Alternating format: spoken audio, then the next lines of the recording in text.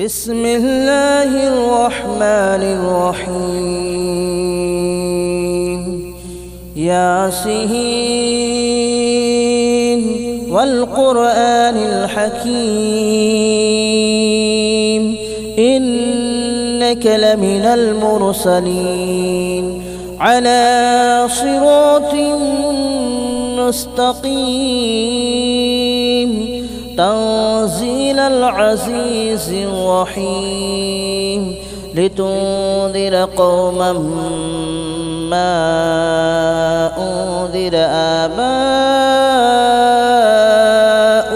فهم غافلون لقد حق القول على أكثرهم فهم لا يؤمنون إنا جعلنا في أعناقهم أغلالا فهي إلى الأذقان فهم مقمحون وجعلنا من بين أيديهم سدا ومن خلفهم سدا فأغشيناهم فهم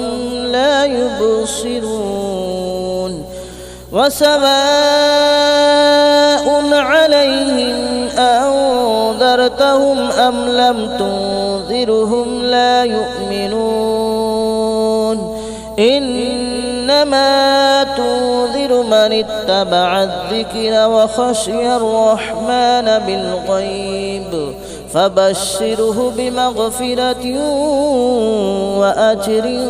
كريم إنا نحن نحيي الموتى ونكتب ما قدموا وآثارهم وكل شيء أحصيناه في إمام مبين واضرب لهم مثلا أصحاب القرية إذ جاءها المرسلون إذ أرسلنا إليهم اثنين فكذبوهما فعززنا بثالث فقالوا إنا إليكم مرسلون قالوا ما أنتم إلا بشر مثلنا وما أنزل الرحمن من شيء إن أنتم إلا تكذبون قالوا ربنا يعلم إنا إليكم لمرسلون وما علينا إلا البلاغ المبين قالوا إنا تطيرنا بكم لئن لم تنتهوا لنرجمنكم وليمسنكم منا عذاب أليم قالوا طائركم معكم أئن ذكرتم بل أنتم قوم مسرفون وجاء من أقصى المدينة رجل يسعى قال يا قوم اتبعوا المرسلين اتبعوا من لا يسألكم أجرا وهم مهتدون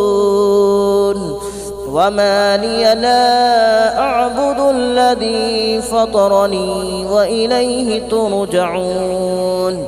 أأتخذ من دونه آلهة إن يردني الرحمن بضر لا تغن عني شفاءتهم شيئا ولا ينقذون إني إذا لفي ضلال مبين آمنت بربكم فاسمعون قيل ادخل الجنة قال يا ليت قومي يعلمون بما غفر لي ربي وجعلني من المكرمين وما أنزلنا على قومه من بعده من جود من السماء وما كنا منزلين إن كانت إلا صيحة واحدة فإذا هم خامدون يا حسرة على العباد ما يأتيهم من رسول إلا كانوا به يستهزئون ألم يروا كم أهلكنا قبلهم من القرون أنهم إليهم لا يرجعون وإن كل لما جميع لدينا محضرون وآية لهم الأرض الميتة أحييناها وأخرجنا منها حبا فمنه يأكلون وجعلنا فيها جنات من نخيل وأعناب وفجرنا فيها من العيون ليأكلوا من ثمره وما عملته أيديهم أفلا يشكرون سبحان الذي خلق الأزواج كلها مما تنبت الأرض ومن أنفسهم ومما لا يعلمون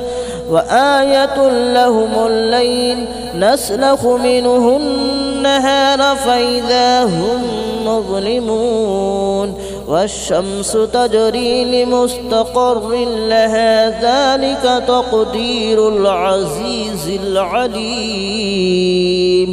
والقمر قدرناه منازل حتى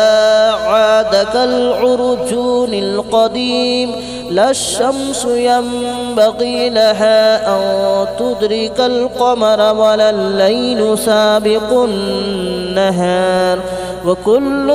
في فلك يسبحون وآية لهم ألا حملنا ذريتهم في الفلك المشحون وخلقنا لهم من مثله ما يركبون وإن نشأ نغرقهم فلا صريخ لهم ولا هم ينقذون إلا رحمة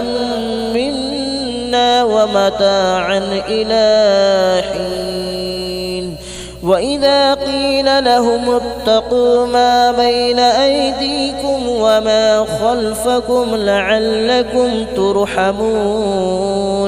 وما تأتيهم من آية من آيات ربهم إلا كانوا عنها معرضين وإذا قيل لهم أنفقوا مما رزقكم الله قال الذين كفروا للذين آمنوا أنطعم من لو يشاء الله أطعمه إن أنتم إلا في ضلال مبين ويقولون متى هذا الوعد إن كنتم صادقين ما ينظرون إلا صيحة واحدة تأخذهم وهم يخصمون فلا يستطيعون توصية ولا إلى أهلهم يرجعون ونفخ في الصور فإذا هم من الأجداث إلى ربهم ينسلون قالوا يا ويلنا من بعثنا من مرقدنا هذا ما وعد الرحمن وصدق المرسلون إن كانت إلا صيحة واحدة فإذا هم جميع لدينا محضرون فاليوم لا تظلم نفس شيئا ولا تجزون إلا ما كنتم تعملون إن أصحاب الجنة اليوم في شغل فاكهون هم وأزواجهم في ظلال على الأرائك متكئون لهم فيها فاكهة ولهم ما يدعون سلام قولا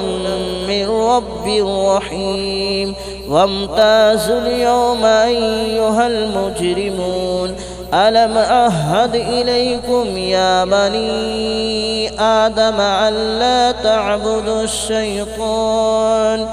ألم أعهد إليكم يا بني آدم ألا تعبدوا الشيطان إنه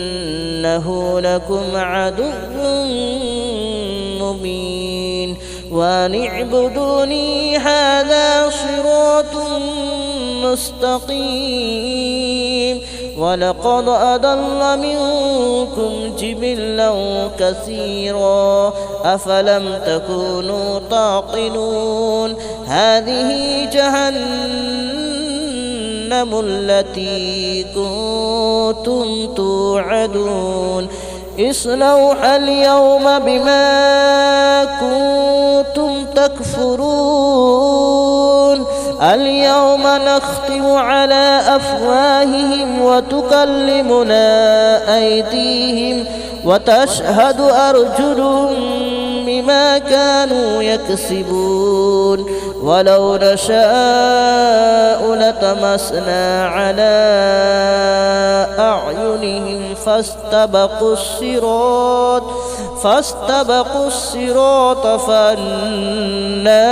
يبصرون ولو نشاء لمسخناهم على مكانتهم فما استطاعوا مضيا ولا يرجعون ومن نعمره ننكسه في الخلق أفلا يعقلون وما علمناه الشعر وما ينبغي له إن هو إلا ذكر وقرآن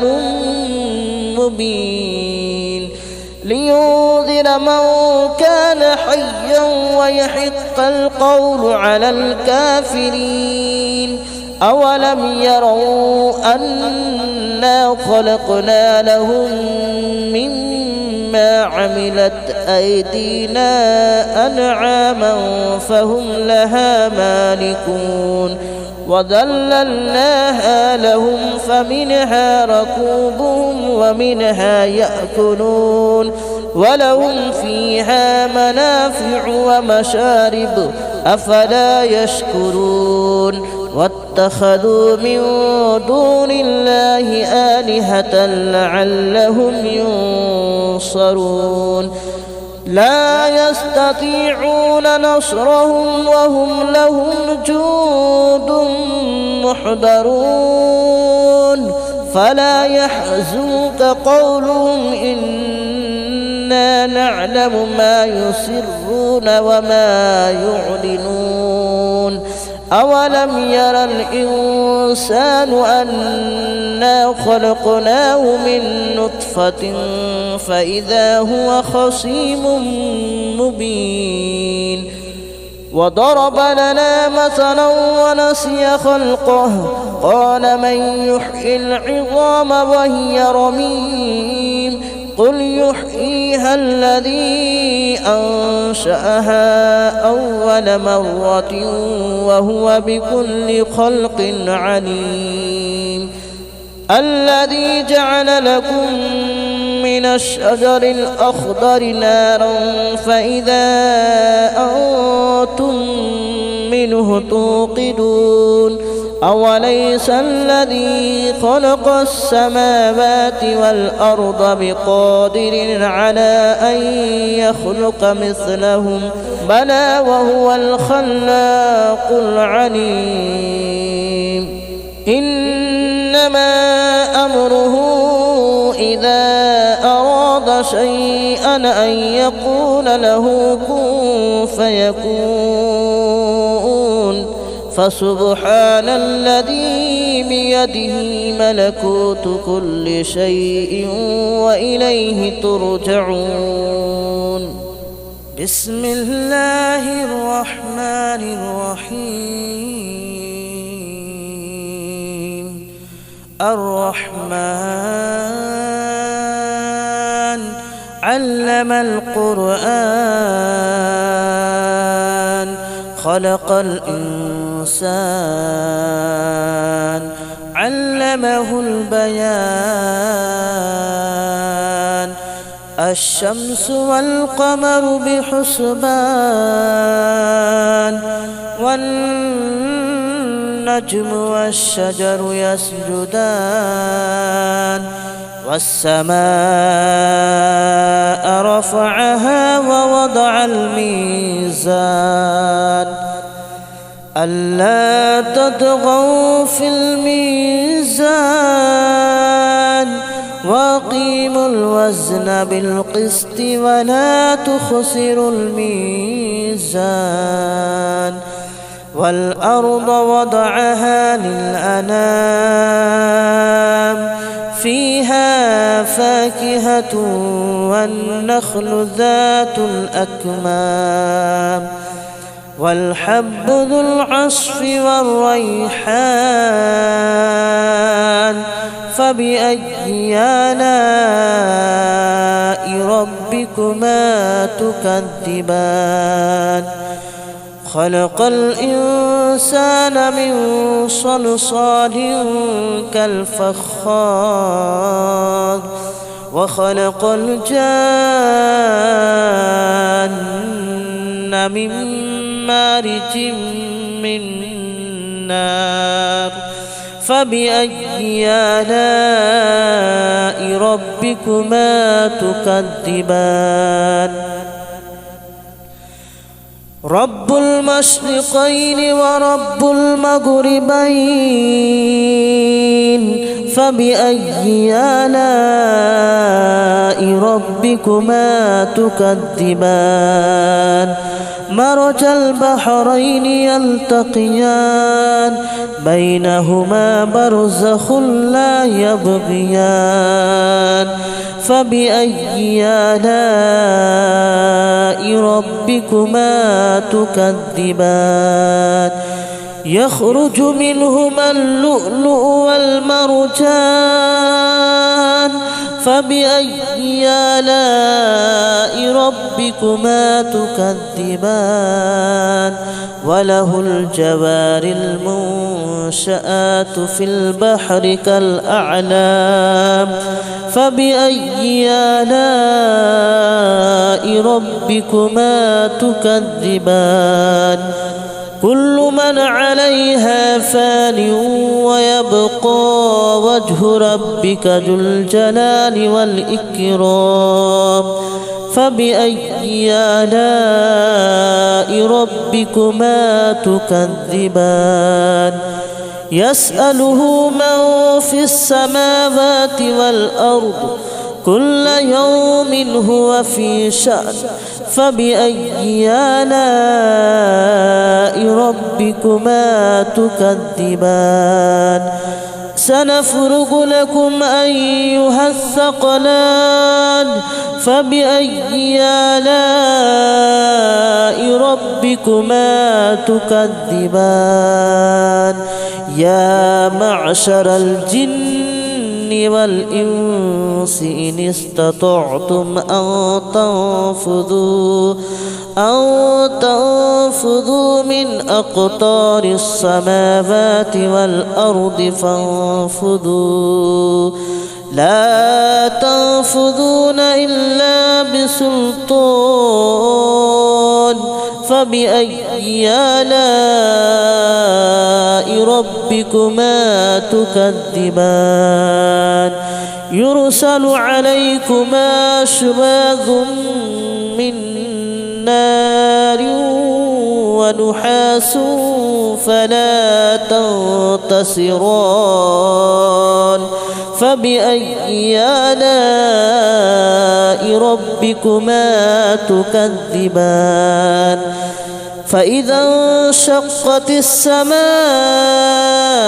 فكانت وردة كالدهان فبأي آلاء ربكما تكذبان فيومئذ لا يسأل عن ذنبه إنس ولا جان فبأي آلاء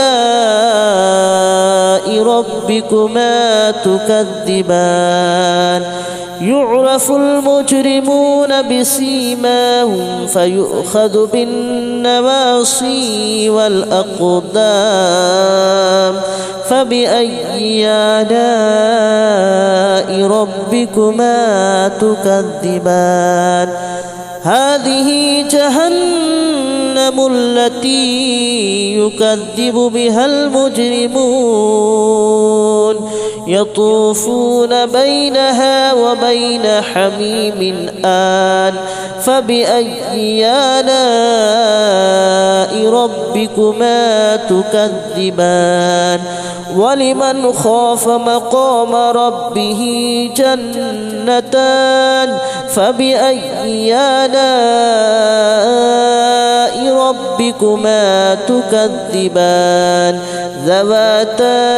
أفنان فبأي آلاء ربكما تكذبان فيهما عينان تجريان فبأي آلاء ربكما تكذبان فيهما من كل فاكهة زوجان فبأي آلاء ربكما تكذبان متكئين على فرش مطائنها من استبرق وجنى الجنتين دان فبأي آلاء ربكما تكذبان فيهن قاصرات الطرف لم يطمثهن إنس قبلهم ولا جان فبأي آلاء ربكما تكذبان كأنهن الياقوت والمرجان فبأي آلاء ربكما تكذبان هل جزاء الإحسان إلا الإحسان فبأي آلاء ربكما تكذبان ومن دونهما جنتان فبأي آلاء ربكما تكذبان مدهامتان فبأي آلاء ربكما تكذبان فيهما عينان نضاختان فبأي آلاء ربكما تكذبان فيهما فاكهة ونخل ورمان فبأي آلاء ربكما تكذبان فيهن خيرات حسان فبأي آلاء ربكما تكذبان حور مقصورات في الخيام فبأي آلاء ربكما تكذبان لم يطمثهن إنس قبلهم ولا جان فبأي آلاء ربكما تكذبان متكئين على رفرف خضر وأبقري حسان فبأي آلاء ربكما تكذبان تبارك اسم ربك ذي الجلال والإكرام بسم الله الرحمن الرحيم إذا وقعت الواقعة ليس لوقعتها كاذبة خافضة رافعة إذا رجت الأرض رجا وبست الجبال بسا فكانت هباء منبثا وكنتم أزواجا ثلاثة فأصحاب الميمنة ما أصحاب الميمنة وأصحاب المشأمة ما أصحاب المشأمة والسابقون السابقون أولئك المقربون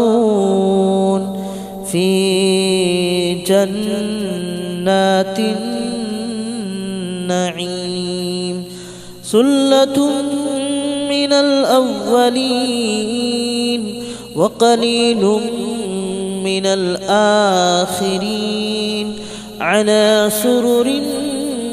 موضونة متكئين عليها متقابلين يطوف عليهم ولدان مخلدون بأكواب وأباريق وكأس من معين لا يصدعون عنها ولا ينزفون وفاكهة مما يتخيرون ولحم طير مما يشتهون وحور عين كأمثال اللؤلؤ المكنون جزاء بما كانوا يعملون لا يسمعون فيها لغوا ولا تأثيما إلا قليلا سلاما سلاما وأصحاب اليمين ما أصحاب اليمين في سدر مخضود وطلح منضود وظل ممدود وماء مسكوب وفاكهة كثيرة لا مقطوعة ولا ممنوعة وفرش مرفوعة إنا أنشأناهن إن شاء فجعلناهن أبكارا عربا أترابا لأصحاب اليمين ثلة من الأولين وثلة من الآخرين وأصحاب الشمال ما أصحاب الشمال في سموم وحميم وظل من يحموم لا بارد ولا كريم إنهم كانوا قبل ذلك مترفين وكانوا يصرون على الحنث العظيم وكانوا يقولون أئذا متنا وكنا كنا ترابا وعظاما أئنا لمبعوثون أو آباؤنا الأولون قل إن الأولين والآخرين لمجموعون إلى ميقات يوم معلوم ثم إنكم أيها الضالون المكذبون لآكلون من شجر من زقوم فمالئون منها البطون فشاربون عليه من الحميم فشاربون شرب الحميم هذا نزلهم يوم الدين نحن خلقناكم فلولا تصدقون أفرأيتم ما تمنون أأنتم تخلقونه أم نحن الخالقون نحن قدرنا بينكم الموت وما نحن بمسبوقين على أن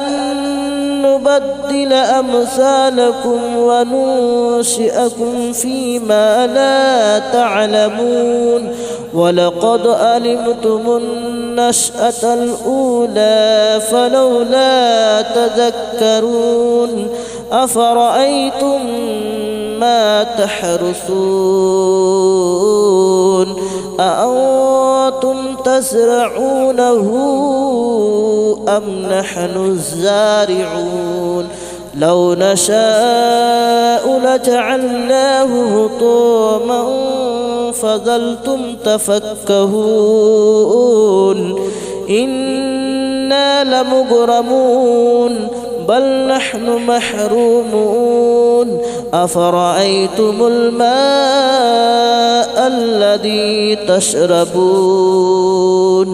أأنتم أنزلتموه من المزن أم نحن المنزلون لو نشاء جعلناه أجاجا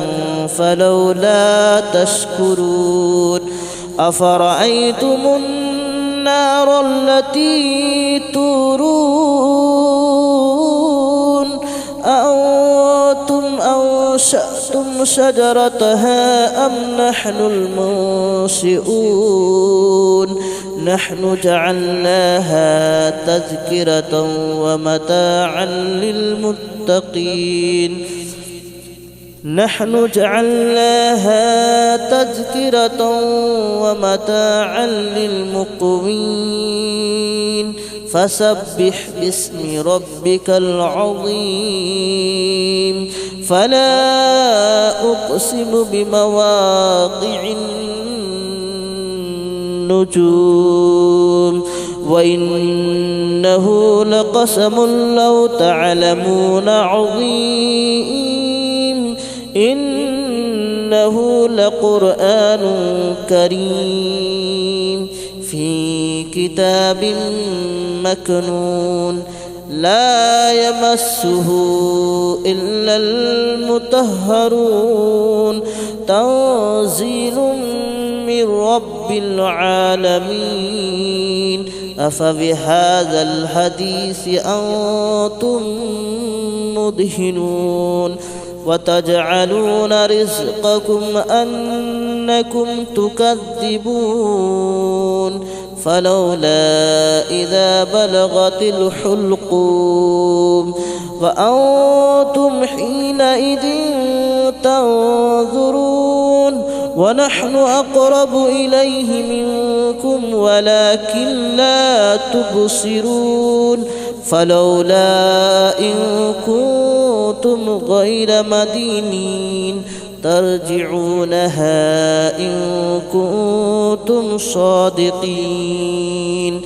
فأما إن كان من المقربين فروح وريحان وجنة نعيم. وأما إن كان من أصحاب اليمين فسلام لك من أصحاب اليمين. وأما إن كان من المكذبين الضالين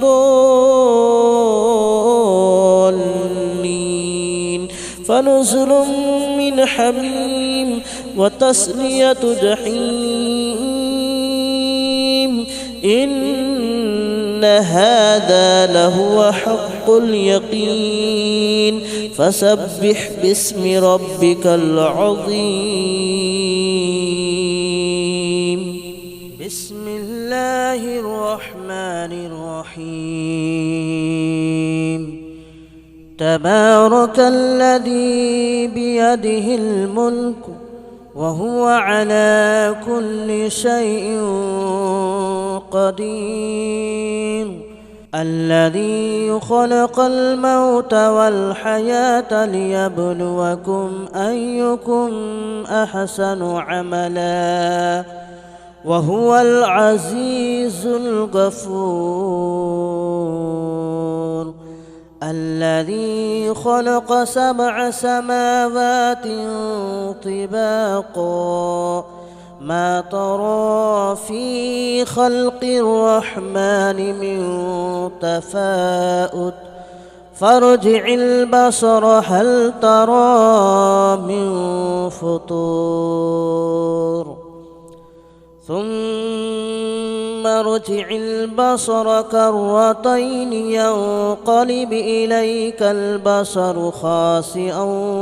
وهو حسير. ولقد زينا السماء الدنيا بمصابيح وجعلناها رجوما للشياطين وأعتدنا لهم عذاب السعير. وللذين كفروا بربهم عذاب جهنم وبئس المصير. إذا ألقوا فيها سمعوا لها شهيقا وهي تفور تكاد تميز من الغيظ كلما ألقي فيها فوج سألهم خزنتها ألم يأتكم نذير قالوا بلى قد جاءنا نذير فكذبنا وقلنا ما نزل الله من شيء إن أنتم إلا في ضلال كبير. وقالوا لو كنا نسمع أو نعقل ما كنا في أصحاب السعير فاعترفوا بذنبهم فسحقا لأصحاب السعير. إن الذين يخشون ربهم بالغيب لهم مغفرة وأجر كبير. وأسروا قولكم أو اجهروا به إنه عليم بذات الصدور. ألا يعلم من خلق وهو اللطيف الخبير. هو الذي جعل لكم الأرض ذلولا فامشوا في مناكبها وكلوا من رزقه وإليه النشور. أأمنتم من في السماء أن يخسف بكم الأرض فإذا هي تمور أم أمنتم من في السماء أن يرسل عليكم حاسبا فستعلمون كيف نذير ولقد كذب الذين من قبلهم فكيف كان نكير أولم يروا إلى الطير فوقهم صافات ويقبضن ما يمسكهن إلا الرحمن إنه بكل شيء بصير أمن هذا الذي هو جند لكم ينصركم من دون الرحمن